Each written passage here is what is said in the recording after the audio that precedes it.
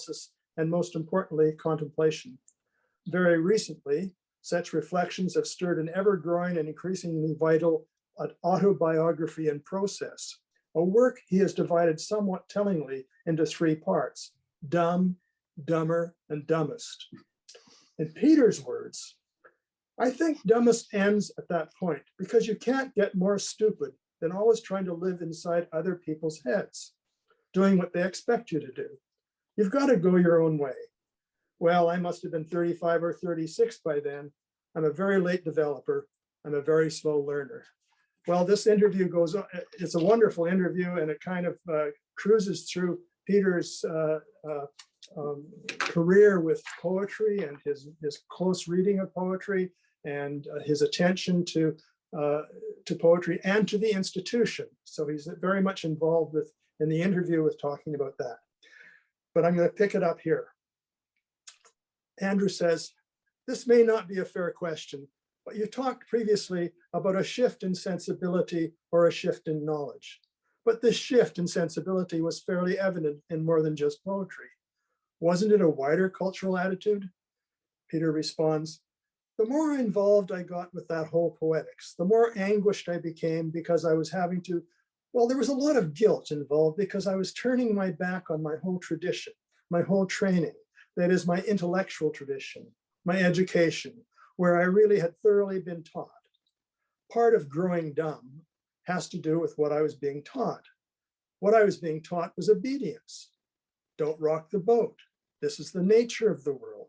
This is what truth is. This is what knowledge is. This is how gentlemen should behave in the world.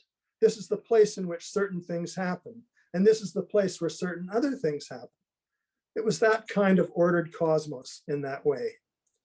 A lot of things that I was reading from Williams and Duncan, they were so exciting and exhilarating. Duncan's personality was just a knockout. I mean, God, Duncan could talk for, well, he was a great monologist. I remember one session, a Saturday, he started at 10 in the morning and didn't finish until 6 at night. He went right through, you know, and every so often somebody would say something and he would just start all over again. It was really like being inside a whirring blender. It was incredible, but it was also profoundly disorienting. Andrew says, well, being in a blender would be. Peter says, yeah, exactly. So I'd come out, and at some point I was just being shaken to the core. And later, I don't know how much later, I started reading other writers like Gertrude Stein. I mean, God, what a knockout her writing is, because she was doing the same thing. And when I discovered, is it in one of the narration lectures? Quote, knowledge is the thing you know, and how can you know more than you do know, unquote. Well, that just knocked me out because it removed knowledge from the library and put it slam into the realm of experience. Like what you know is, of course, what you know now. But what I know now isn't necessarily what I know tomorrow or yesterday or even 5 minutes from now.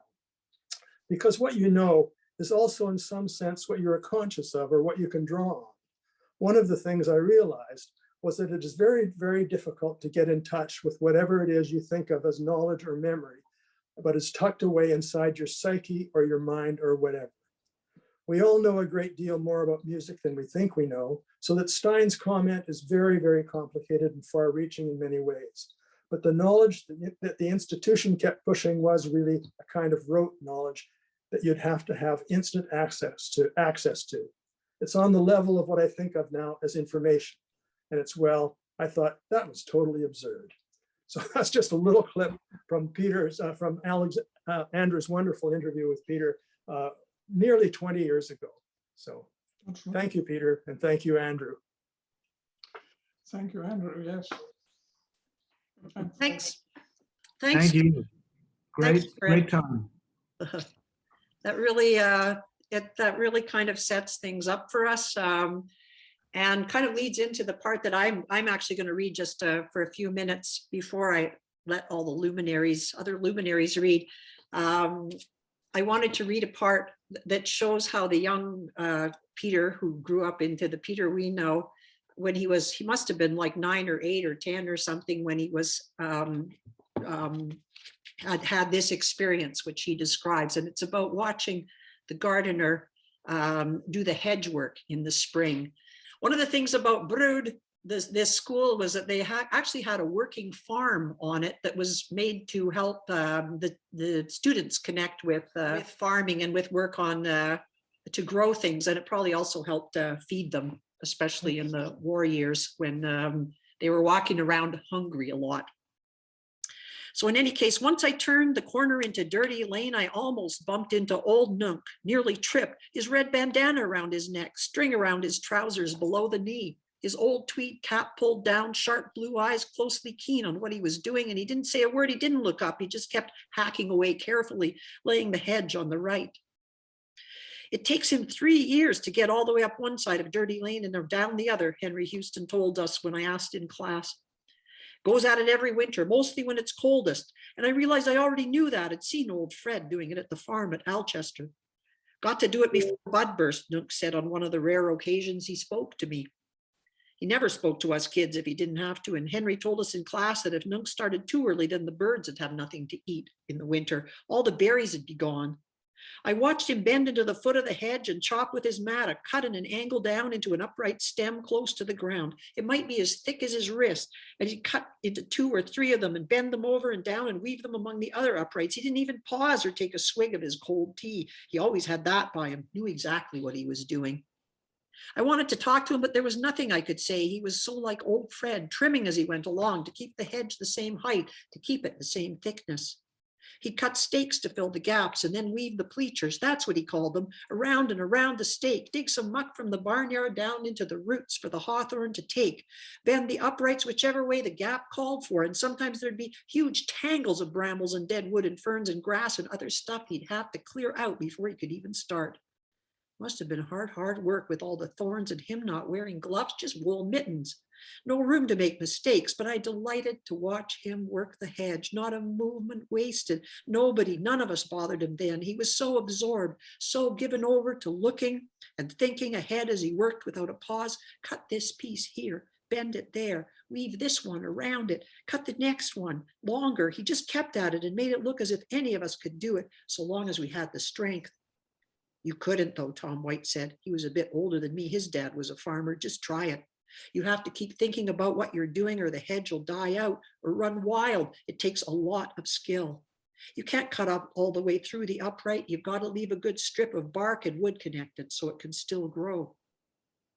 I had a small start of recognition when later that year, some of us marveled over a sketch on the cover of the Rover, purportedly to show the men who took 5 years to paint the Forth Bridge, only at the end of it to start all over again, one end to the other, over and over, work lasting their lifetime. Just like Nunk, except Nunk had other things to do as well, the change of pace. If you cut it too much, it weakens the hedge, but by hook or by crook, it has to be stock-proof. You don't want cattle breaking through, nor you rambunctious young rabbits, Henry warned. He'd tell the whole school, assembled as they were every morning at prayers, to keep away from those hedgerows. They're not there for you children to clamber about or play, and all sorts of animals and birds live there, and we need them a lot more than we need you and your imbecilic, destructive habits. Mr. Page in biology told us the hedges held the land together, stopped erosion, and kept the ground warm too. A good windbreak is worth your life in the north, as good as a wall. And here too, look at the way the cattle shelter under trees or by the bridge. Fences are no good, or by the hedge, fences are no good. Good for birds nesting too, we all thought, in the spring.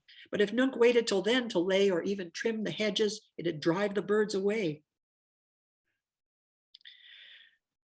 When Nunk finished a stretch, it looked all bare and squared off. It's not for your pleasure, Henry Hudson said. It's not supposed to be pretty. It's a working hedge, and we have to let it get on with its work.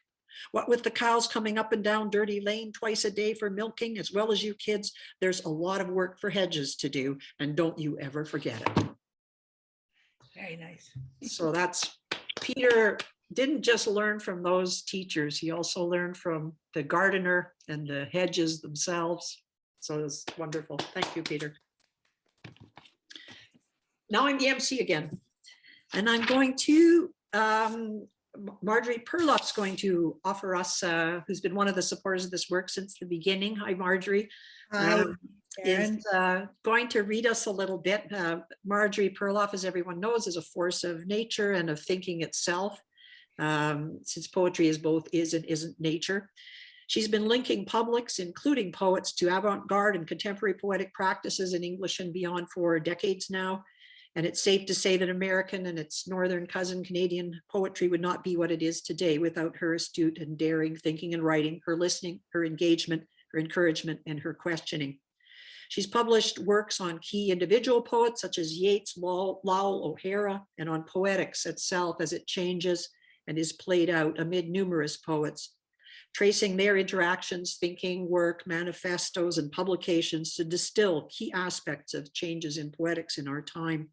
Some of her books, The Poetics of Indeterminacy, Rimbaud to Cage, Wittgenstein's Ladder, Radical Artifice, Writing Poetry in the Age of Media, The Futurist Moment, Avant-Garde, Avant-Guerre, and the Language of Rupture, 20th Century Modernism, The Sound of Poetry, Poetry of Sound, and unoriginal genius, Poetry by Other Means in the New Century, Poetics in a New Key, and many others.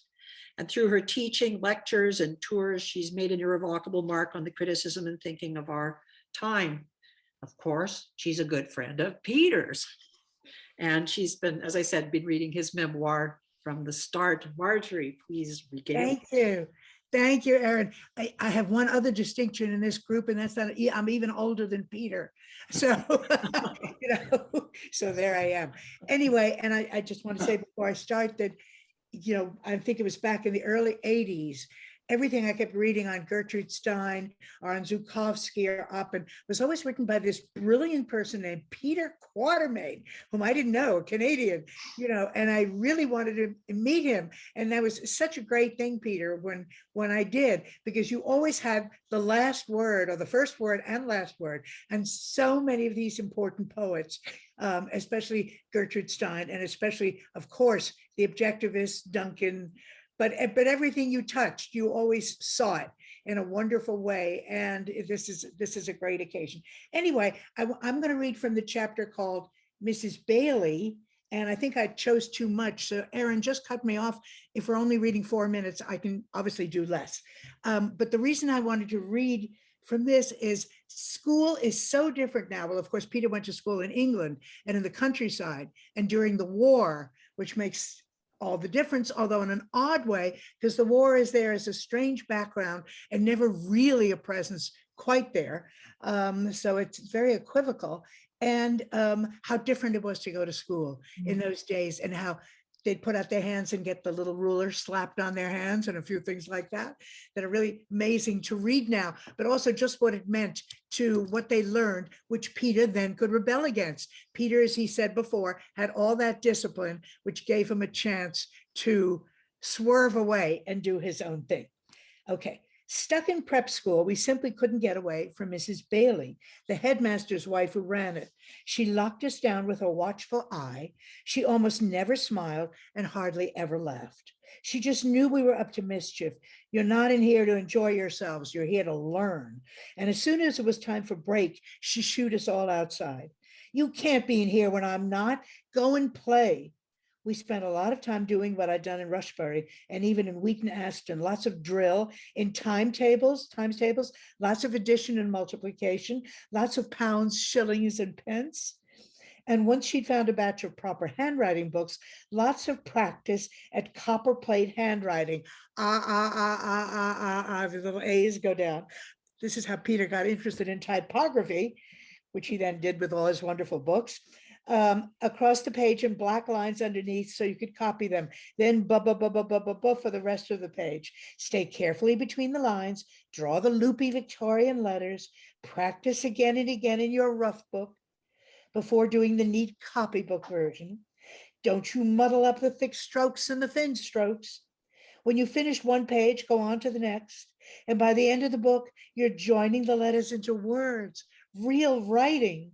But with all that muck that stuck to your pen in the inkwells at Braywood, it was a lot harder, no matter how I tried. I couldn't make the upstroke thin enough. None of us could, and it all got smudged anyway. Wipe your nib, she commanded, every time you dip your pen. But all we could wipe it with was a corner torn from our rough book, and she'd frown and shake her head. But she didn't show us how to hold the pen at its proper slope, or say a word about the nib and at what sort of angle we all watched each other to see, and woe betide you if you made a mess.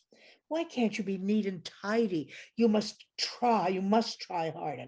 Mrs. Bailey taught dictation, composition, and literature. That's what English was, but mostly we did handwriting and dictation. Now think how the times have changed. When we did literature, we read things out loud, simplified stories out of Macaulay and Lamb's Tales from Shakespeare, Horatio at the Bridge, or a prosy version of Twelfth Night, some of them more than once.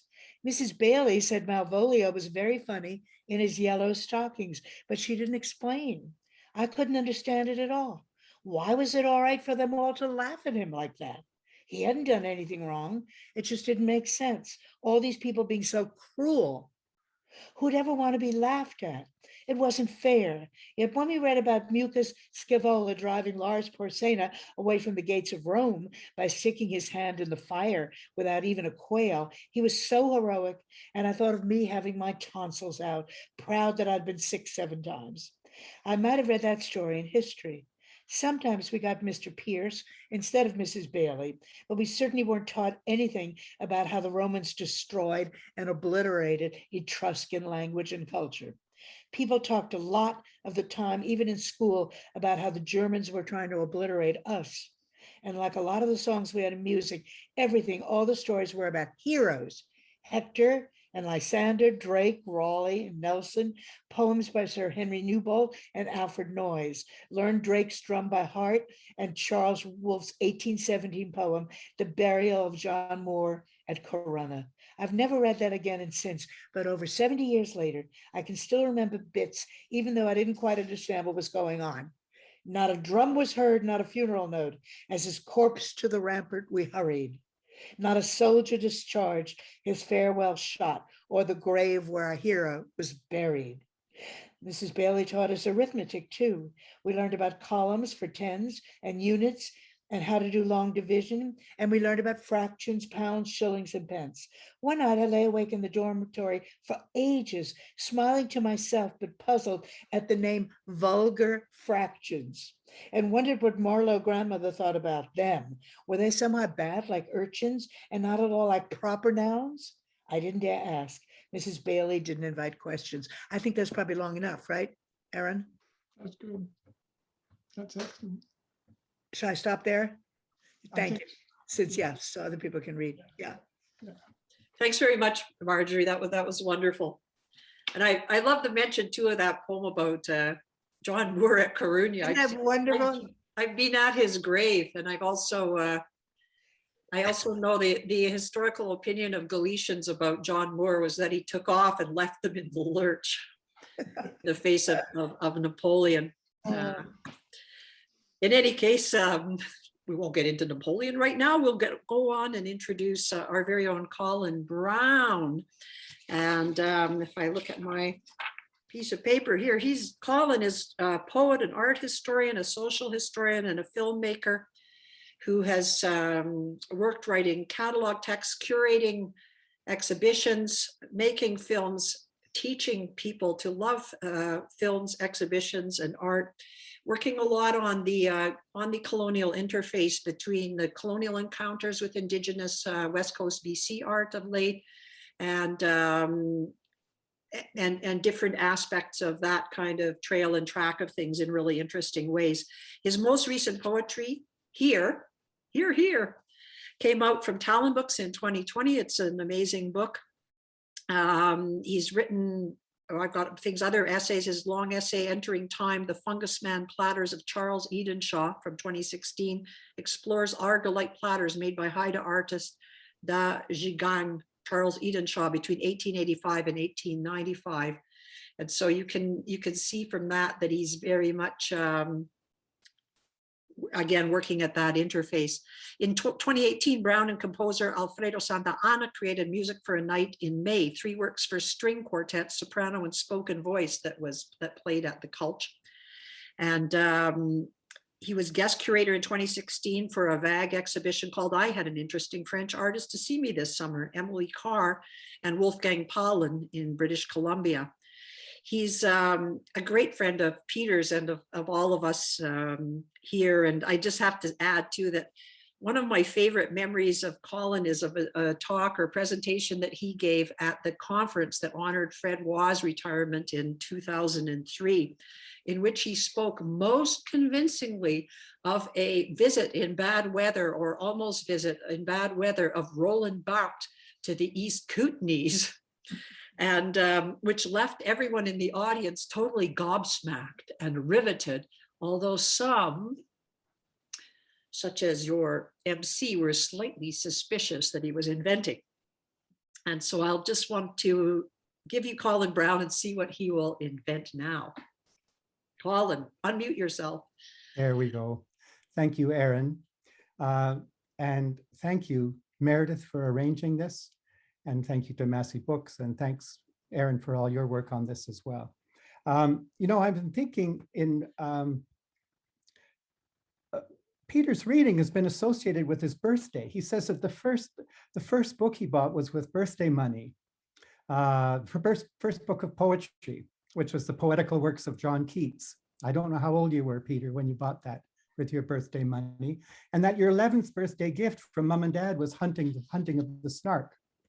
So, and I also noticed the word dumb cropping up in the Cockney alphabet in Stubborn Poetries as well.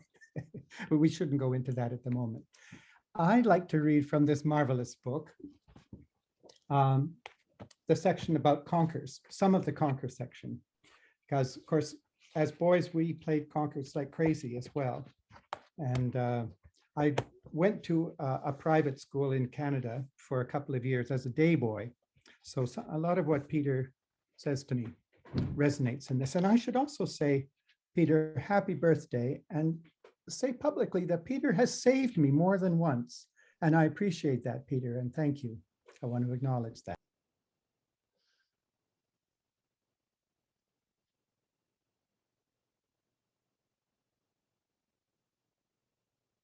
You're muted. Colin, you got muted. Oh, that was me. That was me. Sorry, I was leaning on my keyboard. Okay, start again. I'll start again. We were no sooner settled back at school than there'd be knots of kids, especially on your Sunday walk, clustering around some chestnut tree or other. There was a terrific one in the corner of a field out on the Summerford Road, chucking sticks up into the branches or even stones, trying to knock chestnuts down, leaves and twigs fluttering and tumbling. Now and again, a soft, chunky, wavering clatter as a chestnut dislodged, the soft green cover with its sharp spikes thumping away as it bounced through the branches, sporadic rattle, thunk, thunk, thunk, and you'd listen for the pause after it cleared the lowest branch, a suspended quiet thunk as it hit the ground, perhaps a limp bounce, one or two kids, their caps fallen off, scrabbling among the leaves and debris to grab the loot. Bags it, bags, hey, that's mine, I knocked it down. Arguments and shouts, sticks, twigs, leaves, and perhaps stones, and even a conker or two falling on them, a bit prickly perhaps. It didn't hurt if they landed on you. You didn't want to look up, but of course you always did, running towards whatever was falling through the tree, scrambling in the clutter, negotiations and swaps in the patchy barrage, strong smell of bruised leaves and damp soil, sometimes a lovely sharp frost, your breath, a misty cold cloud around your face. You'd huff and blow it out in front of you, but it still settled all clammy. I can still taste that glossy brown smell, the shifting wood pattern glow of a fresh conker. As you peel the green case, your hands staining with juice, you'd inspect it for bugs, especially borers. They'd ruin a good conker. Sharp disappointment if a conker split the way big ones sometimes did. Sometimes two conkers huddled together, both with one side flat from sharing one case. And that, I remember those flat surfaces were really marvelous. You'd go outside with a conker or two in your pocket and you'd challenge somebody for a game. Didn't have to be one of your pals. And if you both got new conkers, you'd sort out who got first go. There were all sorts of ways to do that. One of us hiding a string behind his back and the other calling short or long was what most of us did. Or you could toss a coin. I'm amazed nobody cheated. But of course, if you found out, then nobody play with you. And if you lost, you'd you'd hold your conker hanging about 9 inches down, real steady from your clenched fist out in front of you, about chest height. You mustn't move. And your opponent would hit it with his conker. He'd have 3 goes, his conker in one hand, the end of the string in the other. The string stretched tight, and he'd swing the conker down hard. He wasn't allowed to hold it too close. If his conker didn't hit yours really square on, it wouldn't break at all. It'd just swing around wildly till you steadied it. And he had another go. And of course, it might be his conker that broke anyway. As soon as you started to play, there'd be a small cluster of kids standing around to watch. And at break, there'd be bunches of kids huddled in groups around the croft, somebody shouting, "Strings!" when a conker missed, and the strings got tangled. The first one to shout it got to have a new go, 3 tries at the other conker. And every time your conker bashed another one to pieces, it counted. A 6er would have demolished 6 other conkers, or perhaps it was a brand new conker that smashed a 5er, and so became a 6er. The conker with the highest number always went first when you started. A week or 2 into the conker season, there'd be large clusters of kids standing around while someone with a 15er or more defended a challenge from another big conker, perhaps a 25er or more, the winner becoming a 40er or whatever. And one memorable day, Jeff Whitcomb held his beaten, cracked, and scabby old conker up in front of his geography class just as Henry Houston walked in. He was in 4B and announced that after class, right before school lunch, he'd retire his 107er. Henry gave him a look and said, "Where'll you break it, Whitcomb?" Jeff looked a bit startled. "Oh, on the croft wall, sir." "Let's have a look at it," said Henry. And yes, that looks like a wise decision. You'd all better go and watch. See, he does it right. Of course, we all heard about it. It must have been half the school, I think more than 30 kids anyway, trooping across the muddy grass of the croft to watch Jeff whirl his conker round his head and then smash it to smithereens. A ragged cheer, a 9 days wonder. It was funny that we all felt a bit self-conscious and daft. I know I did. And Jeff looked all proud and a bit awkward and unsure of himself. Some of the older kids standing round looked smug and above it all, and talking together in a superior sort of way. But they still came out to watch. And they played conkers too. Thanks. Thank you, Peter.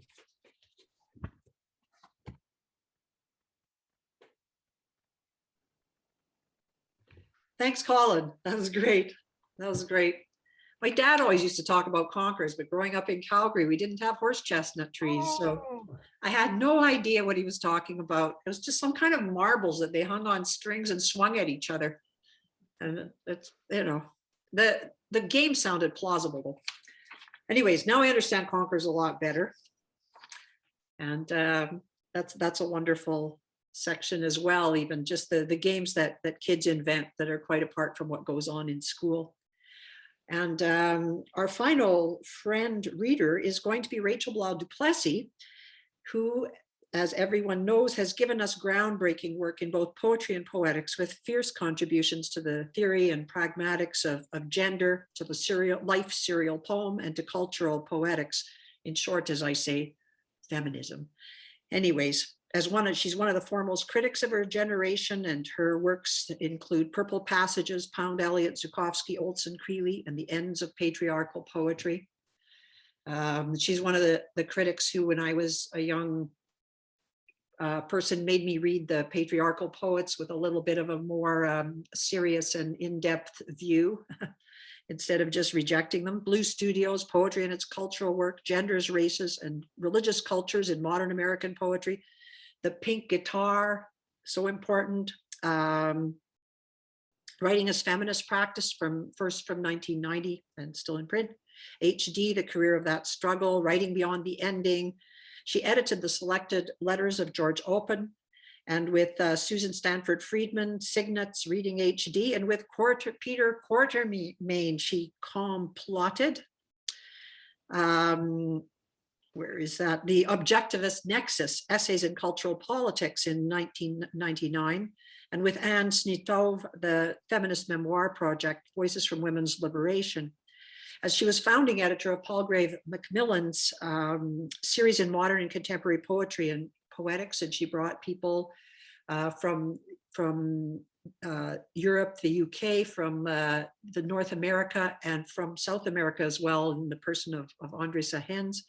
Was a poet very important to me. His essays to a Northern audience for the first time.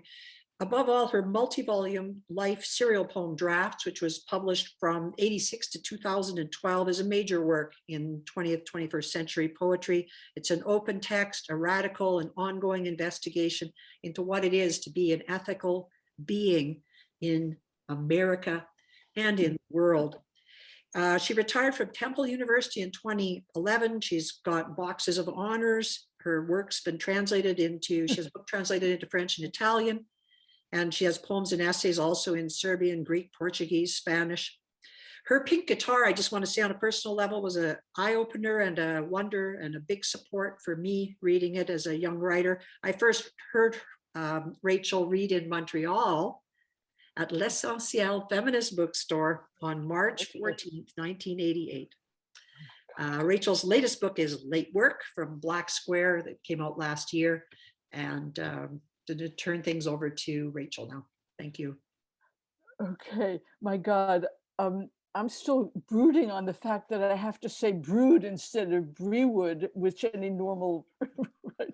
And I also probably should say two things. One is that when Erín came to Temple as a visiting poet, I made the big mistake of trying to make a hollandaise sauce, which I don't really do easily, and or at all, right? And only then did I learn that Erín was a bosso cook, and she had actually been a chef on the Canadian Railway. That's number one. And the second, I think that I probably should confess at this point, as a dear feminist, and with all honors to Meredith, that the first time I met Peter, I don't know, 72 people here, we'll have to see. The first time I met Peter was at the first MLA session on the objectivists. Right. And I don't remember exactly the year. And I was so impressed and so delighted to meet this person finally that I actually said to him, Peter, you want to edit an anthology together? That is, never mind.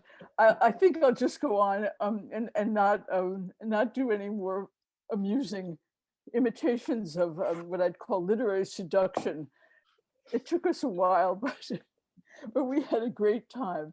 I was going to read something very like what Erín read on work and skill, and also on learning. But I have to say before that reading this thing as it was coming out of Peter and coming out, you know, for a while, was one of the joyous experiences of my life, because it's such a pulsing and brilliant work in terms of the rhythm of the prose and the accumulation of memory that it just blew me over.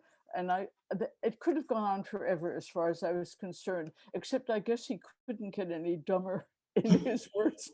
So there you go. He just started getting smarter and smarter, and that's where we leave him now. Happy birthday, Peter. This is the section about the Iron Bridge, but it starts with a visit to the cook as boys who really were kind of lonely for another kind of contact. He was a village blacksmith, she said. He died when I was about 8 years old, quite an old man by then. It must have been an old photograph then. Oh, yes, it is, she said, and pointed to a sepia photo of a great big windmill, great holes in the walls, and one of the vanes fallen off. Where's that? There aren't any windmills around Brood. And she told us about the metalworks and charcoal, and I'm sorry, there used to be lots, she said. I'm going to skip parts that have British names in them, which I won't pronounce very well. Okay, we'd never heard of any of it. The charcoal burners, the metalworks. We sat there guzzling our watercress sandwiches and celery and bread and butter and rock cakes. Didn't anyone tell you about Iron Bridge? We all shook our heads. We'd all heard of it, and Robin had been there once. Used to be an ironworks there, he said. I'm surprised you don't know, she said. It's less than 20 miles away, where they built the very first cast iron bridge in the world 200 years ago. It's famous, one of the 7 wonders. A lot of things have happened round here. Don't they tell you any of this at school? She shook her head a bit and told us, I'll skip a bit, okay. Were there ironworks round here? I blurted, and Jim looked at me. Well, of course there were, you chump. We're right on the edge of the Black Country, coal and iron. There used to be lots of ironworks, but not like Dudley or Walsall.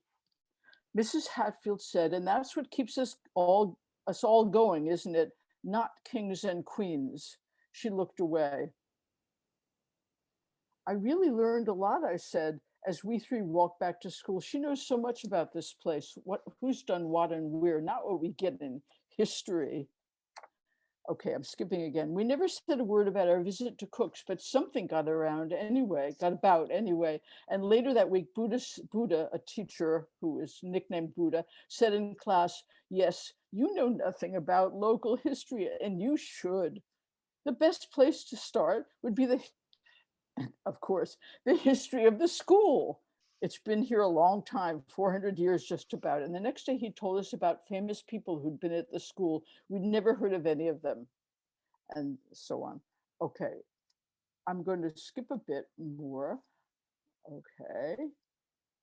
And then you get to, we got to what Buddha called we had to get what Buddha called a decent grounding. That's what the school certificate was all about. So we read about Mazarin, Metternich, and Richelieu, and I was completely lost when Buddha told us to write an essay deciding, was Louis XIV a good king or not? How would I know? If you got an inkling of what I might say, when I was complaining about it to Mike Mortimer and Mrs. Roberts' tuck shop, he was nuts about history, and after doing it anyway, and a kid from the Nash, the council school, waiting for a bottle of pop, looked at Mike and me.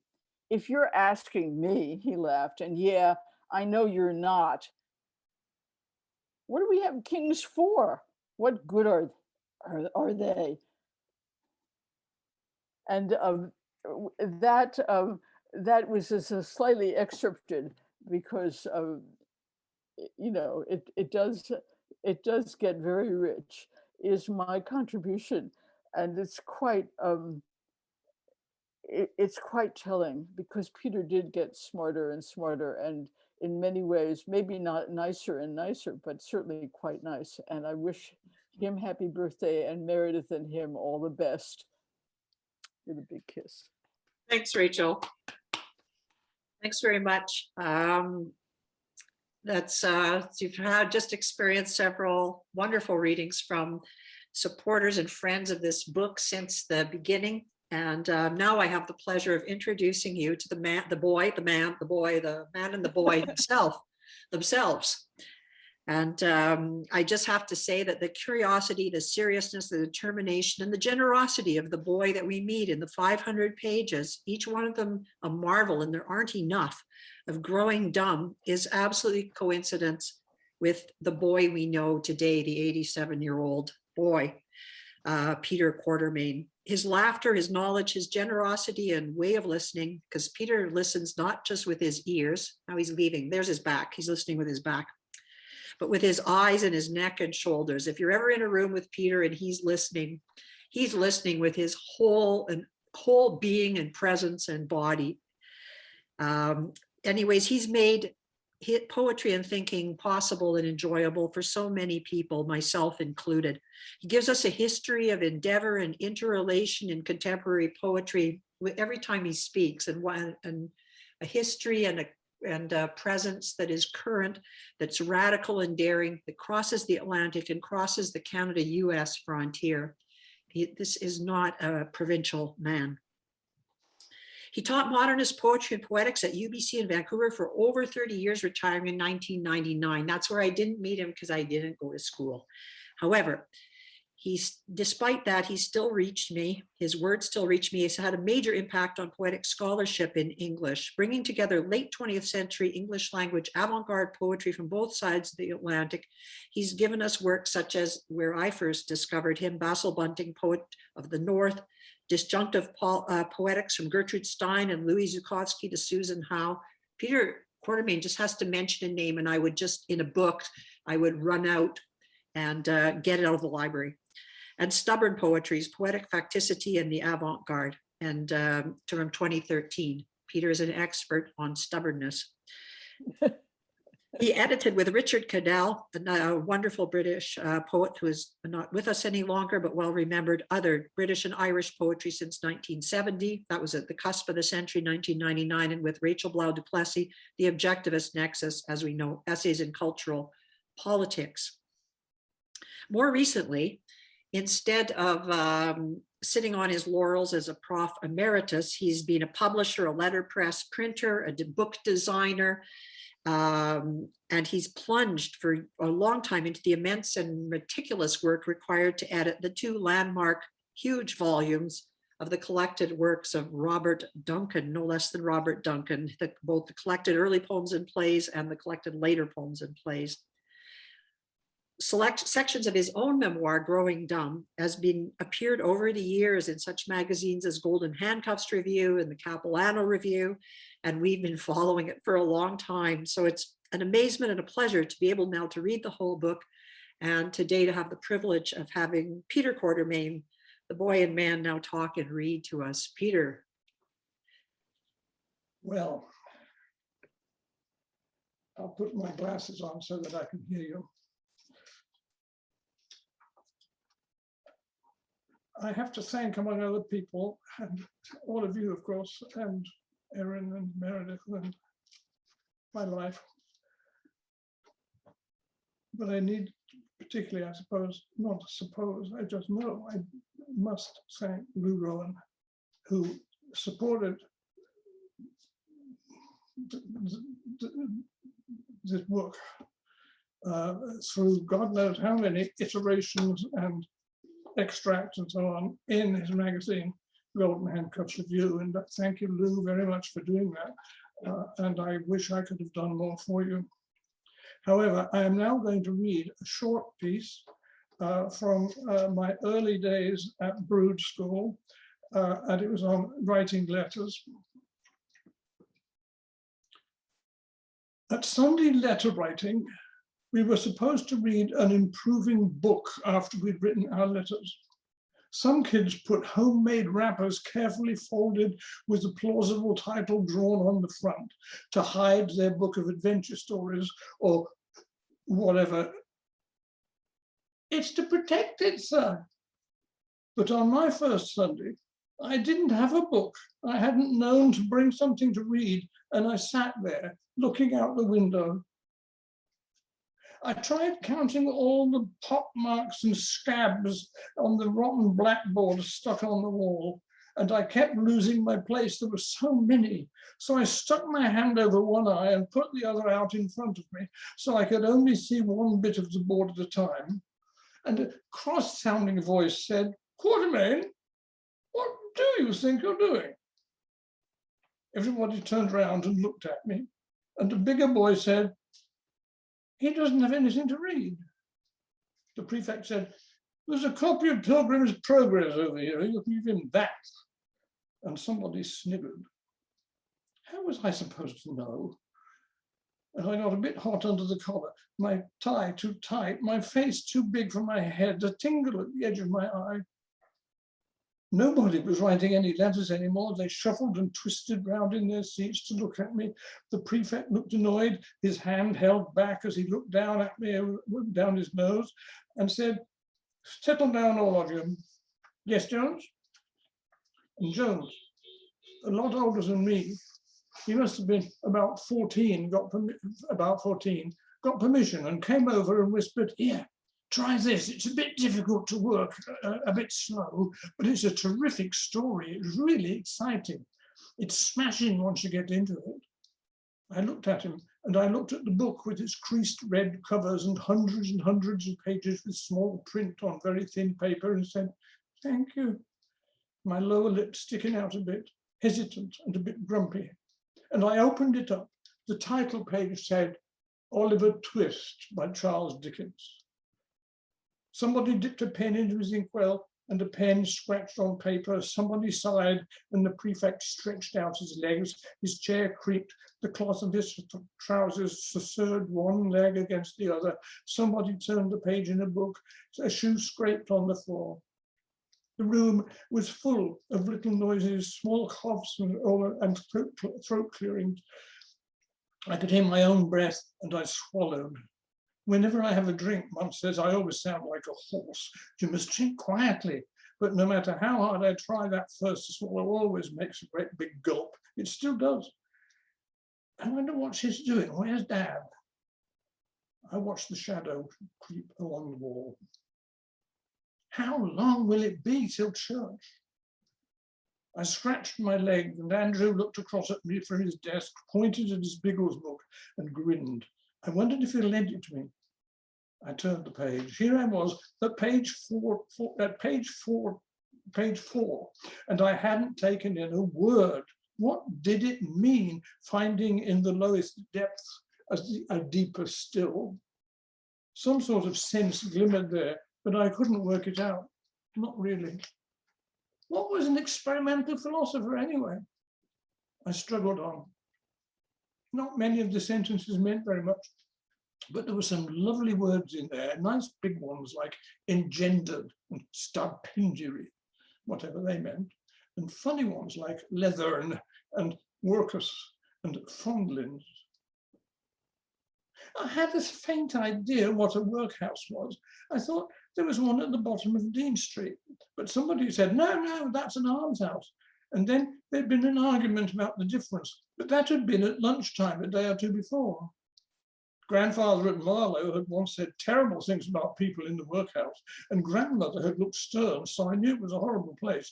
Everyone looked down their noses at even almshouses, and then the prefect stood up and said, hand in your letters, we'll have to leave now, get ready for church. And somebody on the other side of the room looked at me and said, did you get to Fagin yet?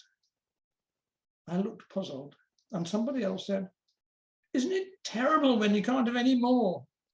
And there was a whole chorus, please, sir, I want more, I want some more. They all giggled, and I didn't know what they were doing. I didn't know what they were going on about. They expected me to know, and they all laughed, sharing a joke, and I couldn't understand it. And Martin Mercer said, it's all in the story. Didn't you get that far? And I said no, and felt stupid.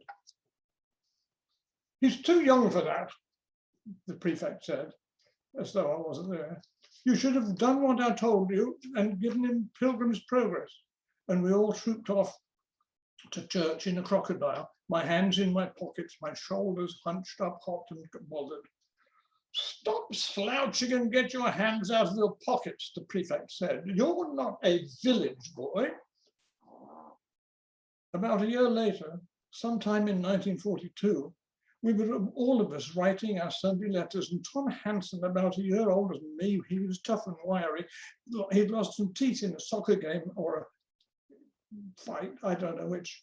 It could have been a cricket ball, or he fell off his bike, of course. He looked pretty intimidating to me. He raised his hand and said to Miss Merrick in his broad local accent, please, miss, how do you spell Chesley name? And she'd never heard of it. She'd no idea where it was. She was new that term, came from somewhere near London, and she wasn't at Brood very long anyway, though she came back a year or so later for a term or two. She wasn't strong enough to be in the Land Army, and it soon became clear that she thought Tom had made that name up. There couldn't be such a place.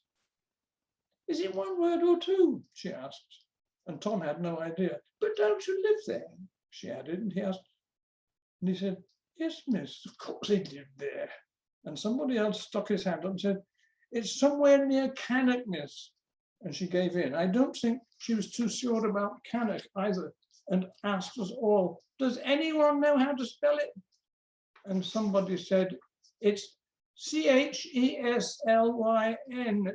Cheslin. I'm seeing it on a bus.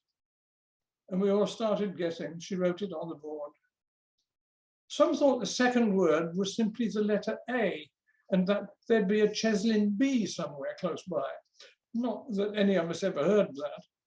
And others thought it was E-I-G-H, or like a neighbor, or ate, or just simply EHA. There weren't any maps to hand or close by. Don't you know there's a war on? You have to keep all local maps under lock and key so the Germans won't be able to find their way about. It was all a bit of a puzzle. You could still buy maps in shops if they had any, and the shopkeeper knew who you were. And a couple of months before I started writing this bit, our kid gave me an all-day street map of Birmingham that Dad had bought for 9pence in 1942. And I've got a Bartholomew's Road like a road atlas I look at now and again while writing this, first printed 1943. But the only atlas that was any good at school was locked up in the library.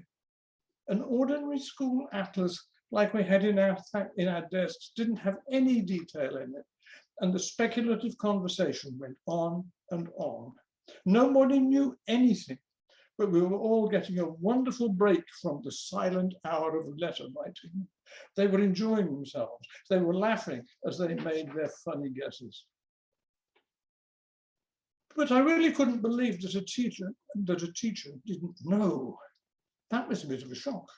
And I felt sweaty and wiggled my arms and wriggled in my seat as the talk went in fits and starts as people came up with different ways to spell A, and fanciful anecdotes about what that strange second word, if it was a second word, might mean. I kept quiet as I puzzled over it. Miss Merritt looked more and more bewildered, and after a while she said, "We just don't know. So I think you'd better write a plain letter A. It's Cheslin A." And she wrote it on the blackboard. And that settled the matter. Mr. Bailey, school headmaster, took one glance at Tom Hampton's messily addressed envelope when it was handed in along with the letter, and scornfully said, "It's Cheslin Hay, H-A-Y. Everybody knows that." But none of us did. We do now, though. Thank you. Peter, that was an amazing reading. And you've actually had some requests. I don't think they have to be fulfilled tonight, that you record the audio book of Growing Dumb. Oh yes, I'll do that tomorrow morning. You should, I think you should work with I'll work with Meredith on this, record some other segments of it at least. That would be really amazing. I won't promise, but we can certainly try. Yes, yes. Yes. And some people have to run, but otherwise. A bit of general mayhem, I think, would be a good idea. So feel free to address yourselves to Peter, and if there's echoes, just mute. I wonder if I could just say a few thank yous at this moment. Definitely. Would that be okay? Absolutely. Well, first of all, I couldn't have done this, and Peter couldn't have done this project without Erín Moure. Her Correct. Zat-So Publications, her productions, it's incredible. But Erín is just an amazing, Let's give her a talk hand. about force of nature. Oh my God. You know, we did, I don't know how many different proofs of the book, and we just, you know, we worked like a really incredible team together, and I'm just so grateful for Erin's help. Erín did a hell of a lot of work. My pleasure. It was so much fun. I was so happy to be working on a project with you too. It was just lots of fun. Worked out beautifully, yeah. Yeah, you know, and it was like a year ago at the beginning of the pandemic, Peter and I started the project, and it was like, okay, we're stuck here. We better, you know, use the time well. And we started it, and a year later, Erín made it come into reality. But there's another person who really contributed enormously, and that is Marjorie Perloff. Mhm. And she edited the manuscript before Erín got to. That was a tremendous editing job. that she did and so well that it allowed me and us to kind of move into the production phase and do the last editing and create the book very quickly. And take our time, yes. Yeah, and then just thanks to the readers too, you know, Fred and Colin, and you picked such beautiful passages. Rachel early on really tuned into the rhythm of it and the memory, the cumulative memory. But you all just like Conkers. My God, what could be more important to a boy's world than Conkers? Such a great project. Oh, ice cream.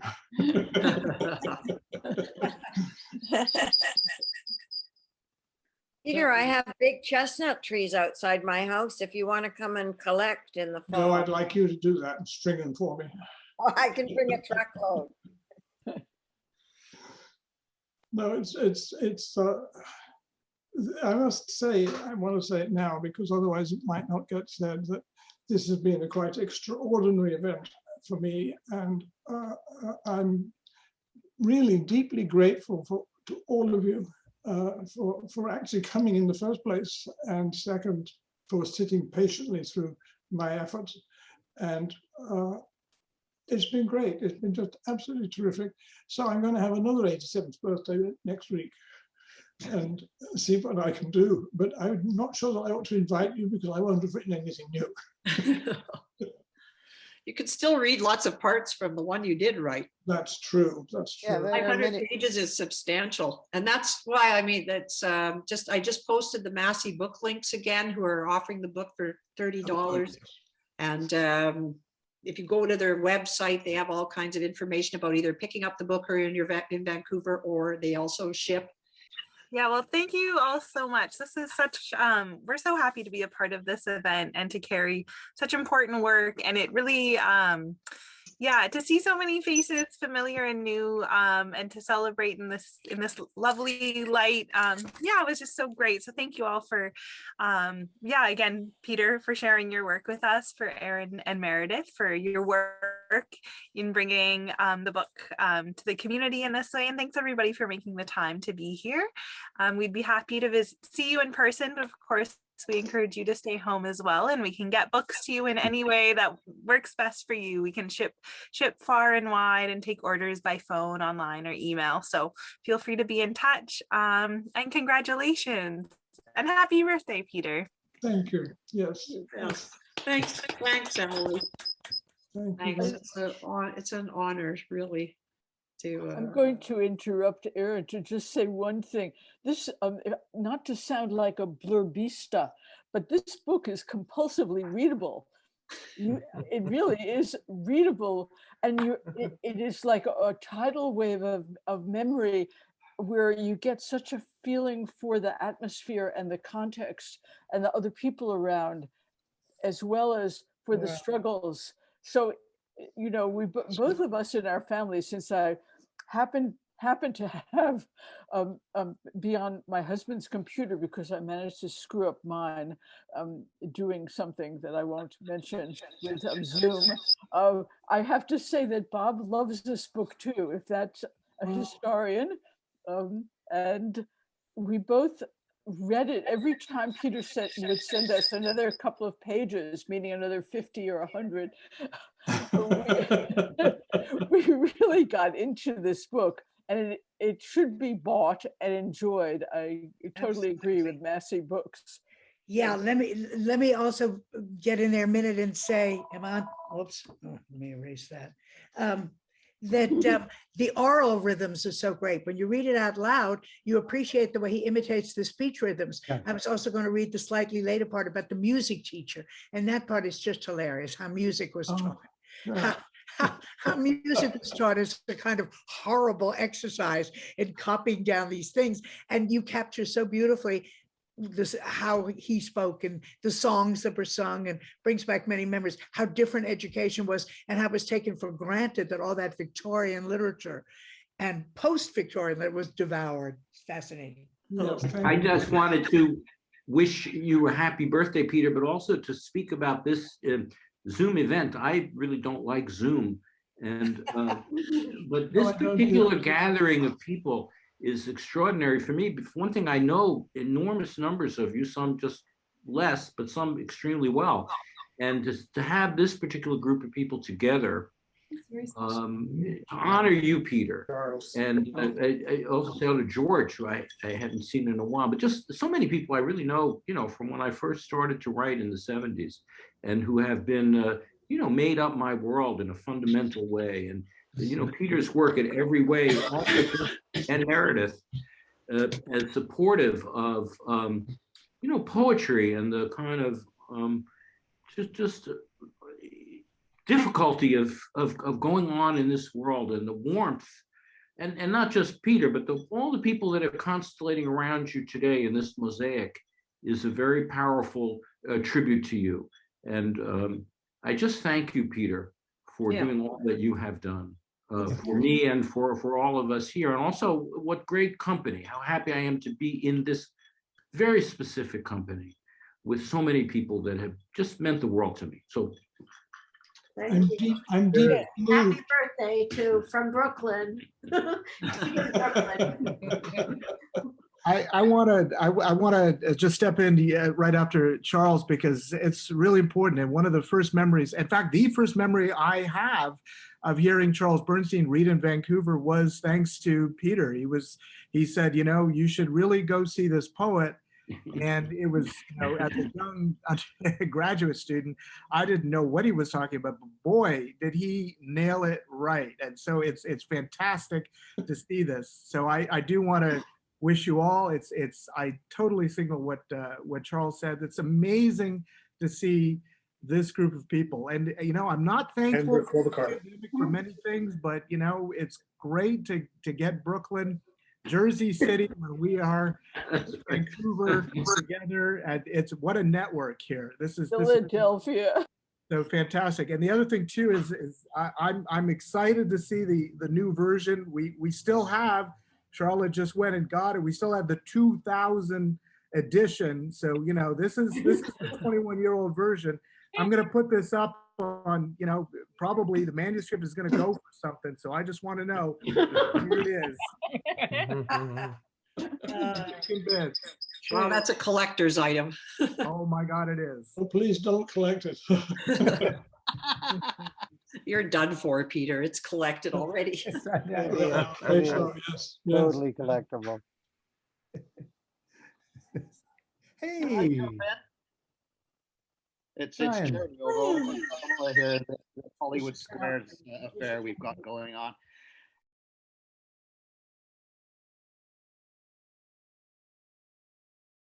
We should all go quietly away and have a quiet drink. I think that's the only sensible thing to do at this moment. That'll stop that squeaking noise. Not before we sing. Can't we sing? But Jeremy was saying something. I've had 2 or 3 teachers in my life, or been students of people in my life, who have been very influential on me. And Peter, you're one of them. Thank you. I'm deeply grateful for what I've learned from you over many years, not just at UBC. One of the other 3 was a good friend of George Bowering's. He was my history teacher in grade 12, a man called Joe Maxey, who I loved dearly. And to see the 2 of you together on my screen, just fills my heart, because it brought several of my worlds together. And it's just made this day even more special for me. And, hearing your reminiscences has reminded me of things my father has told me of his education at school in England. So I'm deeply grateful for all of you and for this event today. So thank you. Oh, thank you. I'm deeply moved. I want you to know, all of you, I'm deeply moved by this. And I'm trying hard not to break into tears. Peter, it's your birthday, but you're giving us the present, so. Yeah, that's nice. That's right. I have to say, if anybody else does want to say something to Peter directly, feel free to speak up. And if there's 2 or 3 of you at once, we'll put you in order. But happy birthday to you. That's the best singer. A bunch of us. This is my grandson, and I just wanted, Peter, it's so nice to see you, and it's so good to hear you read. And I always dragged my other babies everywhere, and you always put up with them. You always welcome them. And like Jeremy was saying, for me, you're one of those teachers. And always. And yeah, it's so lovely to see you today, and thank you for the book, and just thank you for everything. Yeah, all your thinking and all your like that first interview that Fred read, and you know, the way you question things and that you needed to, and that was for me so important, and it's never changed. And just coming back to this moment, I realize I've kept that with me, and thank you. Wow. Thank you. Thanks, Christine.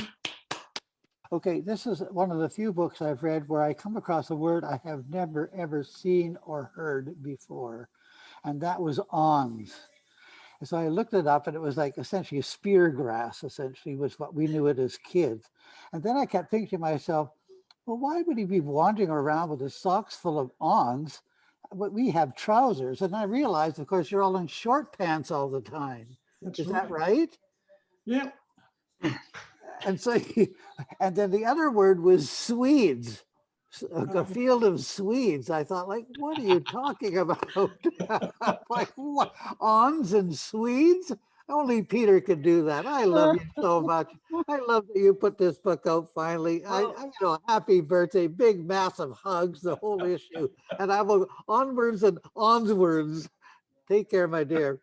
I will. And even those Swedes were that poor Swede, that section of the book where these boys who were hungry during the war decide to go out in the garden and dig out like the strong kind of turnip, which is a Swede. And they dig this thing out of the ground. It turns out it's not even a sweet. First of all, it's impossible to eat raw, impossible to move. And it's a relative of the sugar beet, but worse, it's used for animal feed, and these poor boys are trying to somehow get a bite of it. Oh, that was tragic, that part. Tragic is right. Yes, quite tragic. Well, I wanted you to enjoy yourselves during the afternoon here, so I decided not to read that passage at all. Right. Peter, I just want to say that was a fantastic reading you gave. And I really hope that you will record some more audio fragments, even if they're fragments. It was lovely to see early versions of this to several. I mean, we live just in the next block from Peter Meredith, so we saw some early versions, and it's lovely to see the gradual progression into this beautifully completed, edited, and produced book. And then to hear you read it, to bring your voice to it, Peter, that was extraordinary. Well, bless your heart. Thank you. Thank you. Peter, I wanted to say something to you. I didn't know it was your birthday, and I'm part of the Image not text group here, Marianne and I, but I did want to send you birthday wishes from, and this is the things we do for love from 10cc. Okay, to you. Oh, that's Christic, yes. Yes. And I remember asking you back in the day when I also used to hang around with Robin, and I asked you questions about Marcel Duchamp and also Robert Smithson, and you were so quick to give opinions and to say such wonderful things. And I wanted to thank you for that as well. Well, that's amazing, and thank you, Chris. Yes, I realized from this day, because of this day, how blessed I am in my friends. And I thank you all very much. We're blessed. Yeah, we are. It's very much a two-way street. Time for a glass of wine, Peter. At least I'd say a bottle of scotch myself, but Let's sing happy birthday. Should we try it? Happy birthday to you. Happy birthday to you. Happy birthday, dear Peter. Happy birthday. Happy Happy birthday to Nobody is you. paying any attention to anybody else. It's perfect. That was terrible. Just to reflect what Daphne no. said, to hear you, Peter, read out your own words about your own life was so amazing. And I do hope that we can hear more of that. And it brought me back. Of course, I've spoken to you many times during the years, but I haven't heard you read for a long time, especially something you've written yourself. And so it just went zoom back, to those days of discovery of coming into the classroom every day and you reading to us and floating away on your voice. And I just feel young and full of potential in this amazing way, just being with you and listening to your voice do that again. It was really amazing. So thank you.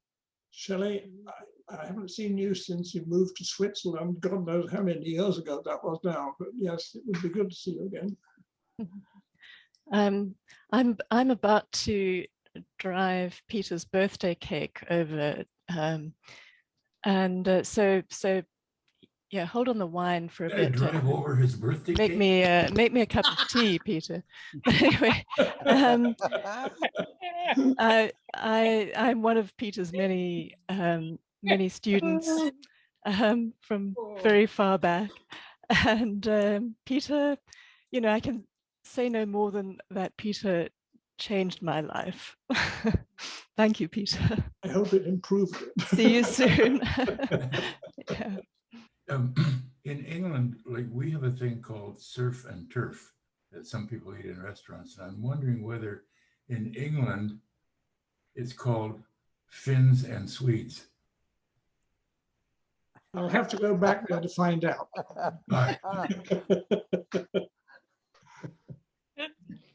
Wow. George Bowring, you keep moving around. You were over there, now you're over here. And what's going on? Do you have peripatexic? I'm in West Point Grey.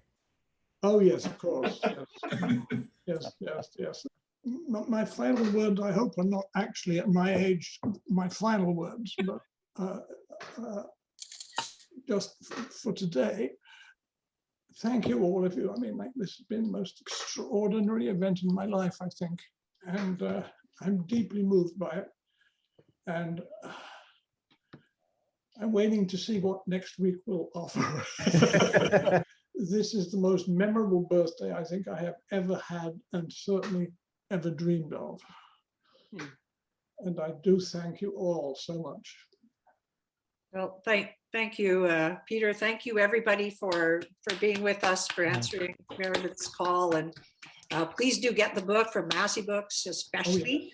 And you'll enjoy it. It's guaranteed. It's you can't not enjoy it. It's a wonderful, wonderful read.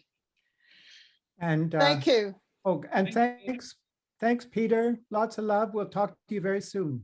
Yes, and I might as well add one more thing, by the way. On the front cover, there is a bloke in the middle who is holding a great big cup. What's the cup? The cup is full of wine. I'm not even going to tell you.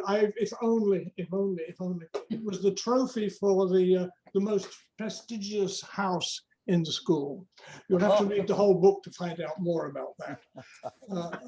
And that will give you a reward anyway. But there I am, standing there like a stuffed prune, holding the damn thing. So handsome. Yeah, right. Totally handsome. It's a big cup too.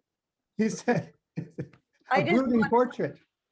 I just wanted to say, Peter, that clearly many lived through these kinds of experiences at school, but it's very rare to have that perspective and insight about it, Peter, and so that we all can really look at it in a very different way. So I really appreciate that. Thanks for living through it. And Yeah, we really appreciate you keeping such an accurate journal all these years. Yes. Yeah. And then just pulling it out of a drawer and publishing it. Exactly. Easy peasy. Yeah. Just, Well, that means I won't do it again, Mom. I'm the worst person at saying goodbye, but I hope you enjoy your birthday, Peter, with Meredith, with cake and lots of wine and things. And let's put your hands up. Thanks, Erin. Thanks, Peter, Meredith. Thank you. Erin. Thank you, Thank everybody. you. Everyone. Wonderful to see everyone. Lots of love, Peter. Thank you. Happy birthday, Peter. Big hug and a kiss. We'll see you soon. Bye. Bye. Yeah.